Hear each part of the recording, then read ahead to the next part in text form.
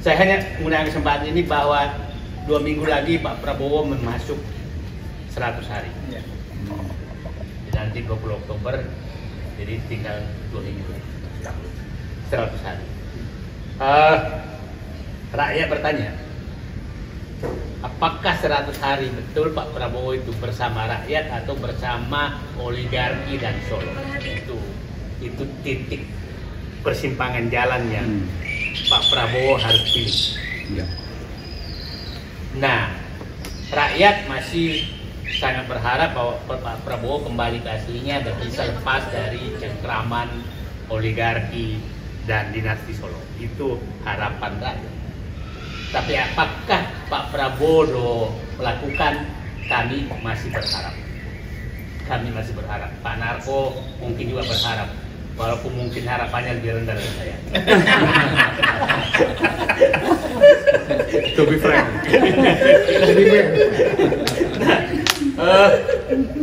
Kasus yang kita lihat ini ya, publik lihat paham bagaimana dinamika penertiban pagar laut itu menunjukkan bahwa oligarki sangat kuat.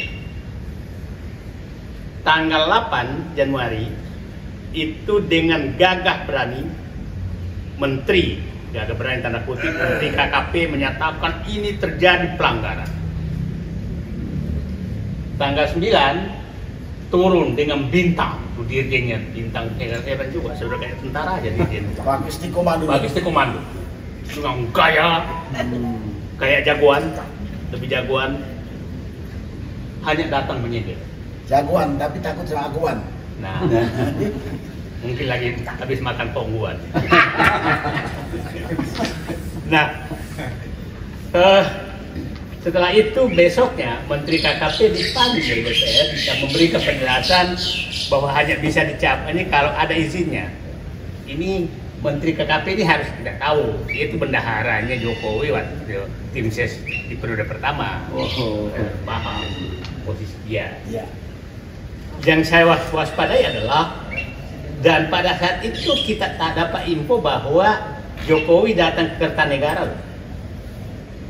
Oke. Ya, saya was-wasnya adalah yang terjadi, Jokowi diminta oleh oligarki agar datang ke Kertanegara untuk menekan Prabowo agar menyelamatkan titik itu. Kenapa? Karena besoknya Menteri KP langsung menyatakan hanya bisa dibongkar kalau isinya nggak ada. Ini kan tidak mungkin ada isi memagar laut. Monyet bunting pun ditanya pasti paham bahwa itu nggak mungkin ada isi laut. Masa izin pagar laut? Kok bodoh banget sih kita ini, dibodoh-bodohin sama mereka. Artinya, saya menduga ada tekanan sangat keras untuk menyelamatkan ini. Menyelamatkan pagar laut ini. Nah, pagar laut adalah puncak gunung es kebiadaban dan perampokan aset negara yang dilakukan. Itu puncak gunung es. Kenapa? Saya udah lama dapat informasi bahwa oknum kepala desa di satu menerbitkan kepemilikan kepada pantai dan laut. Dengan modus itu, maka seakan-akan pengembang membeli dari yang punya giring. Yang punya giring. Nah, kalau kita lihat sekarang, itu jelas-jelas mau direklamasi loh, bukan sama sekali untuk memengaruhi orang. Mau mereklamasi. Dan kelihatannya di pagar itu disesuaikan dengan luas giring pemilik. Ya, peta-peta giring. Peta-peta giring. Nah, jadi ini negara bener kita nih. Jadi peta giring, itu peta giring semua. Nah, jadi ini sebenarnya bukan masalah pembongkaran pagar, tapi adalah ada orang yang sudah menjual beli laut, Pantai dan laut. Dan itu terjadi di Bekasi juga. Dugaan saya Bekasi juga terjadi. Saya pikir di kampung saya Makassar juga kayaknya terjadi juga. Nah, di Surabaya kemarin juga begitu. Jadi sekarang oligarki ini setelah merampok tambang, merampok hutan, merampok kebun, sekarang merampok laut. Ini udah keterlaluan. Menurut saya kalau kita diamkan. Jadi Saya berharap Pak Prabowo betul-betul menyelamatkan negeri ini, karena sini menurut saya sudah sangat-sangat keterlaluan, dan kita betul-betul 3 hari ini dibodohi oleh mereka dengan berbagai pernyataan-pernyataan yang konyol, sangat-sangat konyol gitu. Pagar nelayan milik artis lah. Untung ada Khalid yang menghadapi pagar dibangun suara daerah. Jadi ini semakin hari semakin memasuki masalah yang sangat serius. Dan saya pikir sudah sangat sulit bagi kita, bagi orang yang punya akal sehat, menyatakan bahwa PIK 2 ini tidak melakukan pelanggaran, sangat melakukan pelanggaran. Dan tapi kita harus waspada betul bahwa jangan sampai ada pembelokan. Istilah saya kemarin itu adalah Menteri Jokowi di dalam kabinet Prabowo. Menteri Jokowi yang ada dalam kabinet Prabowo, kan udah berkali-kali saya katakan, di kabinet Prabowo itu ada dua jalur menteri yang paling berbahaya buat Prabowo. Jalur yang lewat menteri yang lewat jalur oligarki, dan menteri yang lewat jalur dinasti Jokowi. Dugaan saya menteri KKP itu dua jalur dipakai itu. Dua jalur dipakai gitu. Jadi, kita harus berhati-hati betul menghadapi langkah-langkah mereka. Karena kalau ini salah, maka mereka merasa PIK 2 tidak ada masalah. Jadi sekarang kita menurut saya Pak Presiden Prabowo dan penegak hukum sudah tidak ada jalan lain yang Bapak bisa gunakan membenarkan atau mendiamkan pemagaran laut yang dilakukan oleh oleh PIK 2. Dan perampasan.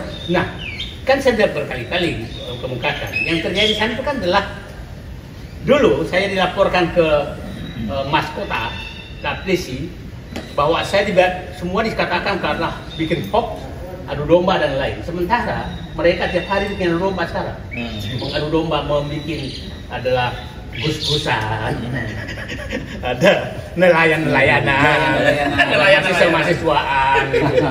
Ini pakai koin pula. Pakai koin. Koin itu. Jadi ini kok kayak begini negara. Nah, terus nggak ada yang laporin kan? Nah, sekarang semua yang saya katakan itu kan terbukti. Semua yang katakan terus yang melaporkan saya itu mau diapain? Ya, clear aja kan. Nah, jadi sekarang saya berharap bahwa betul-betul ikan busuknya sudah kelihatan. Saya hanya menyatakan semua pihak jangan mencoba melawan arus yang sangat kencang ini.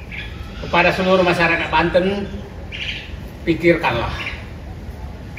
Jangan tiap hari terima seakan-akan bansos, tapi Anda menjual harkat dan martabat diri Anda. Dan jual masa depan anaknya. Coba, selalu mereka menyatakan. Yang dua kan yang disatukan, yang selalu dikatakan itu oleh mereka, mereka rajin menyumbang, ya kan, oleh toko-toko. Yang kedua, mereka memberikan lapangan kerja, itu kan selalu yang. Ya kalau mereka menyumbang dari hasil merampok rakyat, kalian tega menerima sumbangan dari merampok rakyat? Tega nggak menerima itu? Nah, bagi-bagi bansos, apa itu bansos apa? Nah, jadi tiap ini sumbangan seperti itu hasil rampok rakyat, hasil merampok rakyat, hasil merampok negara. Anda bisa bayangkan, ya saya supaya gambaran ya. Reklamasi itu rumit izinnya, tapi kalau pura-pura membeli pantai, itu namanya restorasi, bukan reklamasi. Restorasi nggak perlu izin, karena dianggap bahwa itu bekas laut, maka bekas darat, maka hanya di restorasi.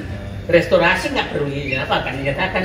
Nah, Anda bisa bayangkan kalau hanya sampai 8 meter di sekitar kota Jakarta yang dijual kira-kira di atas 10 juta, 15 juta, maka secara ekonomi per meter masih sangat menguntungkan sampai 8 meter.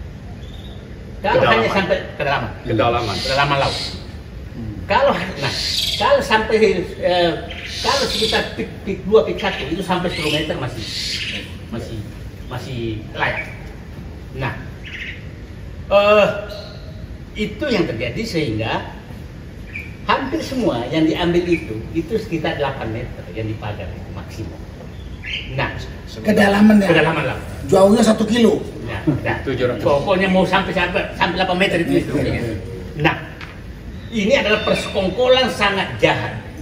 Persekongkolan sangat jahat sehingga saya katakan ini kepala desa yang menerbitkan diri itu harus ditangkap. Hukum mati. BPN yang menerbitkan surat hak kepemilikan, sertifikat apa namanya, hak kepemilikan terhadap itu, maka dia harus ditangkap. Itu harus ditangkap semua. Nah, itu menurut saya harus dilakukan karena sudah menjual beli laut yang nggak boleh sama sekali. Nah, kalau ini sempat lolos maka laut kita sudah akan diambil semua. Jadi ini bukan masalah yang sederhana. Sehingga mereka sebenarnya memang targetnya adalah meluluskan. Jadi saya mengharapkan mari kita fokus bahwa ini ada persekongkolan sangat jahat yang dilakukan oleh pemerintah Jokowi dengan bersama. Siapa tahu kedatangannya Kertanegara ke Kertanegara itu Jokowi sudah ketakutan. Ini aku masuk penjara kalau itu. Ya kan? Karena kebijakannya dia yang keluar itu. Nah, kita nggak tahu. Siapa tahu ada transaksi yang terjadi karena ini. Coba bayangkan Pak, kalau itu 1000 hektar laut. 1000 hektar. Saya dapat informasi yang dikasih nama itu hanya dikasih Rp15.000 per meter. Itu ya besar lah, nggak punya hak kok. Iya. Numpang nama doang. Numpang nama doang. Kalau dia 10, kalau 30 km kali 1 km berarti udah 30.000 hektar dong. Pantas banyak mobil di rumahnya ya. 30 hektar dong, 30.000 hektar dong. 30 hektar itu berapa triliun?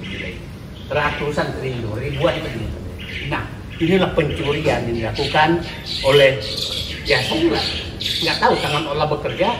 Mungkin saking semangatnya Abdesi melaporkan kemarin makanya berbalik semua borok-borok itu terbuka ke muka mereka. Jadi ya ini tangan Allah yang bekerja. Jadi saya hanya kepada publik, ini adalah kasus yang sangat besar yang menjadi uji nyali kepada Prabowo di keseharus 100 hari kerja beliau, apakah akan memihak ke rakyat atau memihak kepada oligarki dan dinasti Jokowi. Itu pilihan yang harus dihadapi.